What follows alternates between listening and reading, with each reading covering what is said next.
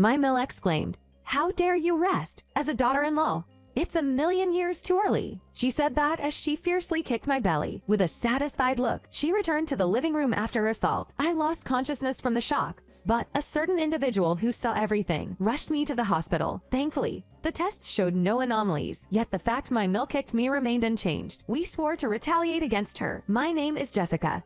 32 years old. I live with my husband, Michael, who's the same age. We both work for the company where Michael's father is the CEO. Michael is set to be the next CEO, but now he's gaining experience in various departments to understand the work and employees' feelings. Our paths crossed when Michael was assigned to the sales department where I worked. Knowing we were the same age, I was tasked to train him. Honestly, I thought he was just the future CEO's pampered son, here for a casual work tour, but he was proactive, saying, "I'll rely on your guidance," and was actively involved in field sales. Soon, many female colleagues admired him, and in no time, he became popular in the sales department. It's no surprise given he's set to be the CEO, has a great personality, and is competent. I wasn't much into such things, and wanted to focus solely on my job for a while. But to my surprise, Michael proposed dating. I quipped, "Is this some sort of practice for you?" I wasn't mocking him, but that's how I responded. "I'm genuinely interested in dating you, Jessica." I realized he was serious. "I'm in a phase where I want to focus on my job." "Okay, and surely, with your looks, you can have any girl."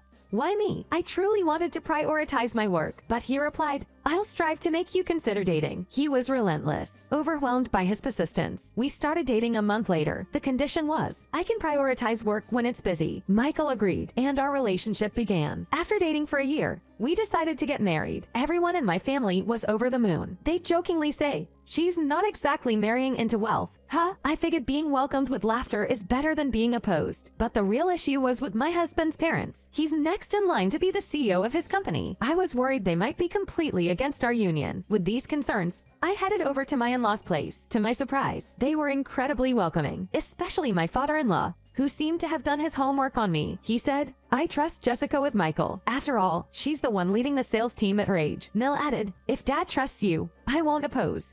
Please take care of Mitchell." And so, we happily tied the knot. Fast forward 2 years, and here we are. I continued to work post-marriage, and Michael is almost done experiencing every department in his company. Soon, he'll be training under his dad to take over as CEO. As both our careers were progressing, we discovered I was pregnant. I immediately discussed it with Michael. He was ecstatic, saying, "Yes, I'm gonna be a dad soon." After his initial excitement settled, we began discussing our future. I expressed my desire to continue working post-childbirth. Michael respected and supported my decision. However, we were contemplating how to break the news to the in-laws. The thing is, during our marriage proposal, while Mill accepted our union, she now harbors resentment towards me. It feels like she thinks I've stolen her son. What's scary is not just her harsh words, but her physical violence. If I'm alone preparing meals at their house, she'd sneak up and kick me. Surprisingly strong for a 60-year-old, the impact leaves bruises that stay for days. I've discussed this with Michael, but my Mill might blow up if she finds out I told my husband. My husband couldn't confront his mother about it. Given this situation, my husband made a suggestion to me. Let's tell Dad about the pregnancy, but we'll keep it a secret for Mom. And Jessica, try to avoid going to my parents' house as much as possible.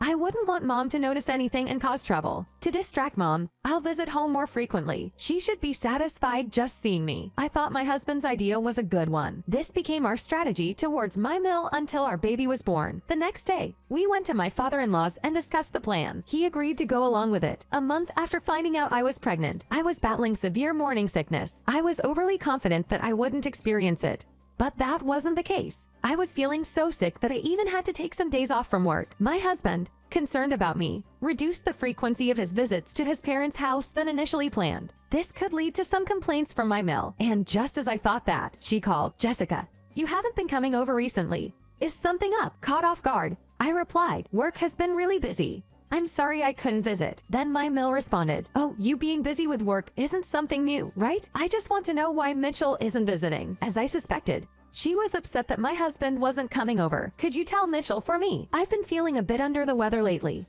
but I feel like seeing Mitchell would cheer me up." I sighed softly so she wouldn't hear. I was thinking, when will she ever let go? But still I replied, "Understood. I'll let Mitchell know. You better. And Jessica, don't bother coming over, lol." And with that, she abruptly hung up. I immediately told my husband about the call. "Your mom doesn't seem to have noticed the pregnancy, but she's upset that you haven't been visiting. I'll be okay on my own. Can you visit her? It's hard for me to leave you like this when you're feeling so bad. That's what my husband said.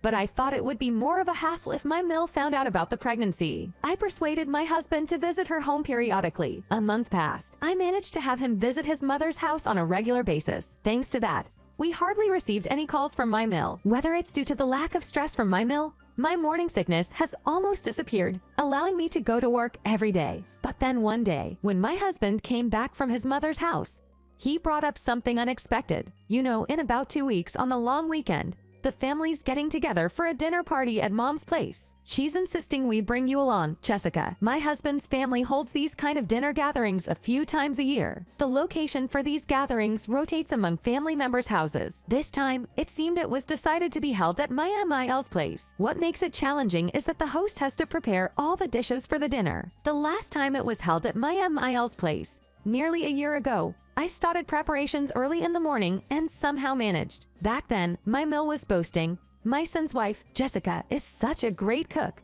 I can leave everything to her."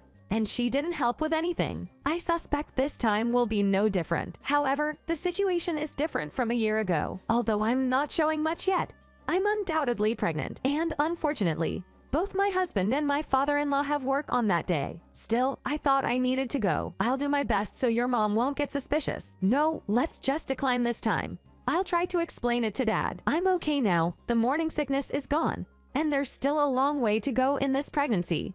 I've got to handle things like this. What if your mom notices? Are you sure you'll be okay? Yay, I'll be fine. Trust me. And so it was decided that I'd attend the family dinner gathering. On the day of the dinner gathering, I went to my MIL's house early in the morning and was steadily getting things ready. As expected, my mill didn't lift a finger and just waited in the living room for the family to arrive. Around noon, family members began to arrive one after another. The dinner started even though my husband and Phil hadn't returned yet. Dishes I prepared were lined up. My mill seemed to take credit for the delicious dishes. I taught Jessica how to make this, you know. I've been asked to teach her that recipe over there too. She cheerfully boasted to everyone. Jessica is such a great cook. I can see why you'd want her recipes, said the aunts, and my mill seemed quite pleased. Even after I served all the dishes, my work wasn't over. If a drink ran out, I had to replenish it immediately. There was hardly any time for me to sit and rest. About 2 hours in, it was about time for my husband and others to return. I was utterly exhausted and thought I'd take a quick break in the kitchen. The next moment, my mill came over to me and, with a swing of her leg, kicked me right in the stomach. "What do you think you're doing sitting down? It's common sense for a daughter-in-law to stand," she exclaimed. I was knocked off the chair by my MIL's powerful kick, enduring the pain. My main concern was for my unborn child. I didn't think she'd help, but I still asked, "Please, can you call an ambulance?" "What do you mean ambulance? It was just a small kick. Don't overreact." As expected, my mill brushed me off, and leaving me in pain, she went back to the dinner party. What should I do? The pain feels more than just a kick. What if something happens to the baby? But I couldn't do anything and fainted right there. I regained consciousness in the hospital. For a moment, staring at the unfamiliar ceiling, I was dazed, wondering what had happened. The first to notice my opened eyes was my husband, Michael. "Jessica, are you okay? I heard your mill kicked you in the stomach." His words brought me back to reality in an instant. "Oh, the baby." I sat up swiftly. "It's okay. The doctor said there's nothing to worry about." "Really?" "Yes, really." Michael supported me as I weakly settled back onto the bed. "Wait, how did I get here?" It finally dawned on me. I called the ambulance, a voice said. It was Michael's grandmother, 87-year-old Kathy. "We had informed your mill about your pregnancy." The one who told me this was my Phil, Bob. I thought it was essential to have someone at the dinner party who knew the situation. I figured your mill was the best person for it. Bob's intuition seemed to be right. Kathy had discreetly been keeping an eye on me and my mill. When I regained consciousness and it was clear the baby was fine, Kathy jokingly said, "Shall we get back at that foolish deal of mine?" By the time we returned from the hospital, it seemed the rest of the family had already left. The kitchen was piled high with dishes to wash. In the living room, my mill was watching TV alone. The moment she saw me, she exclaimed, "Why the hell did you call an ambulance?" Kathy, who was behind me, retorted, "Because that foolish deal of yours kicked Jessica in the stomach. That's why." Seeing Kathy, my MIL's demeanor changed instantly. "Oh, Kathy, you're here. Everyone else left. I can drive you home." It was clear from her response that she wanted Kathy to leave quickly. The real showdown with my mill was yet to come. "Don't you realize the gravity of what you did? Jessica has a baby in her belly. You weren't just trying to harm Jessica. You were trying to kill the baby too. My Mill looked dumbfounded. What do you mean, a baby, Michael? What do you mean? What do you mean? Jessica's pregnant. Why wouldn't you tell me such an important thing? Interrupting my Mill, I said, I'd be scared if you informed the Mill and she became violent towards both me and the baby. But even without saying, the Mill harmed me and the baby. I can never forgive her. Why are you speaking that way? It sounds like you're saying I'm always abusive to you, Jessica. Did I say something wrong? In fact, when the Mill was violent towards me, I went to the hospital and had a medical report written. This is a part of the original document. You can't deny it. Saying this, she showed the Mill several medical reports. The Mill began to tremble violently. What the? Why would you prepare something like this? What do you want from me? The one who answered was Grandma Kathy. I've decided to take this medical report to the police. You'll probably be arrested for assault. Also, we have our company's attorney on this.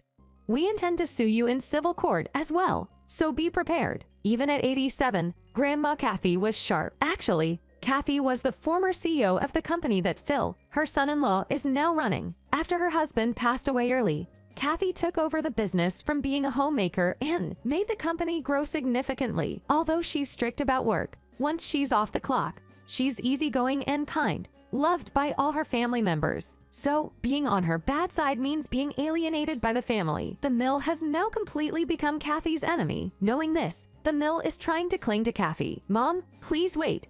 Going to the police is an overreaction. I just pointed out some flaws in her behavior as a daughter-in-law. If she doesn't listen, it's not wrong to get a little physical, right? Actually, the one who's lacking as a daughter-in-law might be you. Have you ever followed any advice I gave you? Yet, I've never hit you, have I? Violence is always wrong, no matter what. Having been sharply told off, the Mill could only remain silent. What happened next? We submitted all the evidence to the police. They acted quickly, and the Mill was arrested. We have no intention of settling out of court. We want her to pay for her crimes, and we decided to seek damages. Regarding this, Grandma Kathy arranged for the attorney to claim the maximum amount possible from the Mill. Lastly, Phil, who had said nothing during the confrontation with the Mill, decided to divorce her. He couldn't continue living with the Mill after she got on Kathy's bad side. Thus, the Mill faced a difficult retirement, with a criminal record and debt. Meanwhile, a few months later, we welcomed our lovely baby. Grandma Kathy visited us in the hospital and held the baby. We expect some busy days ahead with work and childcare, but we're excited to start our new life as a family of 3.